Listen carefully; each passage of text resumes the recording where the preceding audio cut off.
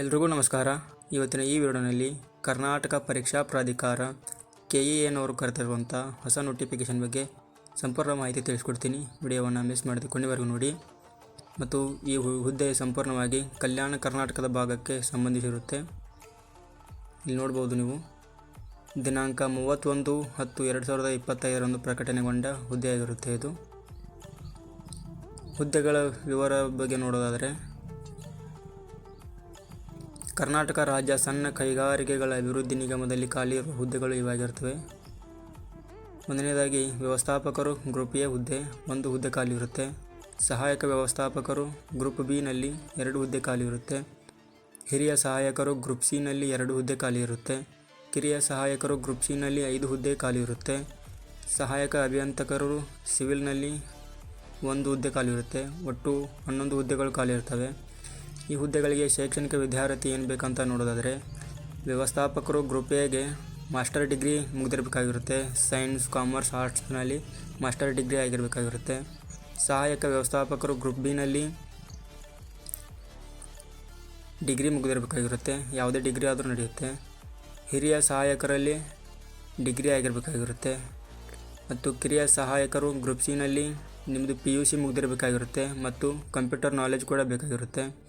ಸಹಾಯಕ ಅಭಿಯಂತಕರು ನೋಡೋದಾದರೆ bachelor engineering ಮುಗಿದಿರಬೇಕಾಗಿರುತ್ತೆ civil ಇಂಜಿನಿಯರಿಂಗ್ನಲ್ಲಿ.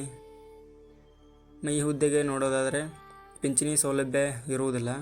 ವಯೋಮಿತಿ ನೋಡೋದಾದರೆ 3 ವರ್ಷಗಳವರೆಗೂ ಸಡಿಲಿಕೆ ಕೊಟ್ಟಿರ್ತಾರೆ. ಇದು ಒಮ್ಮೆ ಮಾತ್ರ ಅನ್ವಯವಾಗುತ್ತೆ.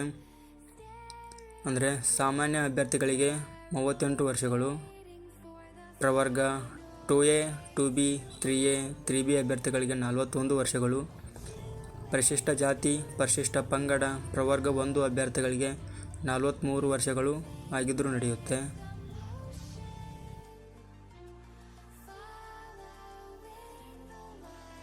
ಈ ಹುದ್ದೆಗಳಿಗೆ ಆನ್ಲೈನ್ ಮುಖಾಂತರವೇ ಅರ್ಜಿ ಸಲ್ಲಿಸಬೇಕು.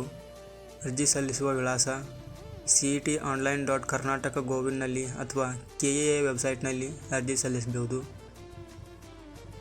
ಆನ್ಲೈನ್ ಮುಖಾಂತರ ಅರ್ಜಿ ಸಲ್ಲಿಸುವ ವೇಳಾಪಟ್ಟಿ ನೋಡೋದಾದರೆ, ಆನ್ಲೈನ್ ಮುಖಾಂತರ ಅರ್ಜಿ ಸಲ್ಲಿಸಲು ಪ್ರಾರಂಭದ ದಿನಾಂಕ 1/11/2025 14/11/2025 ಆನ್ಲೈನ್ ಮುಖಾಂತರ ಅರ್ಜಿ ಸಲ್ಲಿಸಬಹುದು.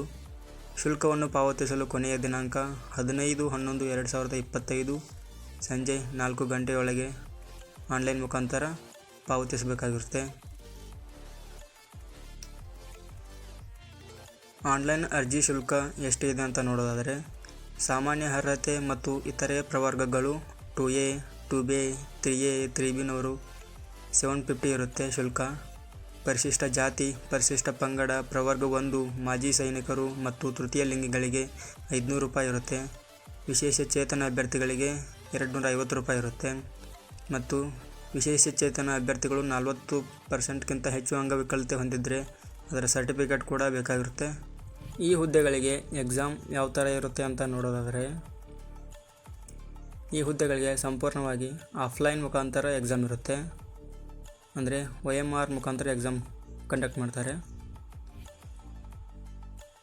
ಇಲ್ಲಿ ಕೊಟ್ಟಿದ್ದಾರೆ ನೋಡಿ, ಆಫ್ಲೈನ್ OMR ಟೈಪ್ ಅಂತ. ಮತ್ತು ಸ್ಪರ್ಧಾತ್ಮಕ ಪರೀಕ್ಷೆಗಳ ಎಕ್ಸಾಮ್ ಸೆಂಟರ್ಗಳನ್ನು ನೋಡೋದಾದರೆ, ಕರ್ನಾಟಕದಲ್ಲಿ ಬೆಂಗಳೂರು, ಮೈಸೂರು, ದಾವಣಗೆರೆ, ದಕ್ಷಿಣ ಕನ್ನಡ, ಶಿವಮೊಗ್ಗ, ಬೆಳಗಾವಿ, ಧಾರವಾಡ, ಬಳ್ಳಾರಿ, ಕೊಪ್ಪಳ, ವಿಜಯಪುರ, ತುಮಕೂರು ಮತ್ತು ಕಲಬುರಗಿ ಕೇಂದ್ರಗಳಲ್ಲಿ ಎಕ್ಸಾಮ್ಗಳನ್ನು ನಡೆಸಲಾಗುವುದು ಅಂತ ತಿಳಿಸಿದ್ದಾರೆ. ಈ ವಿಡಿಯೋದಲ್ಲಿ ಇದರ ಬಗ್ಗೆ ಮಾಹಿತಿ ಕೊಟ್ಟಿದ್ದೀನಿ. ಇನ್ನೂ ಹೆಚ್ಚಿನ ಅಪ್ಡೇಟ್ಗಳಿಗಾಗಿ ಚಾನಲ್ನ ಸಬ್ಸ್ಕ್ರೈಬ್ ಮಾಡ್ಕೊಳ್ಳಿ. ಏನೇ ಡೌಟ್ಸ್ ಇದ್ದರೂ ಕಮೆಂಟ್ಸ್ ಮಾಡಿ. Thank you.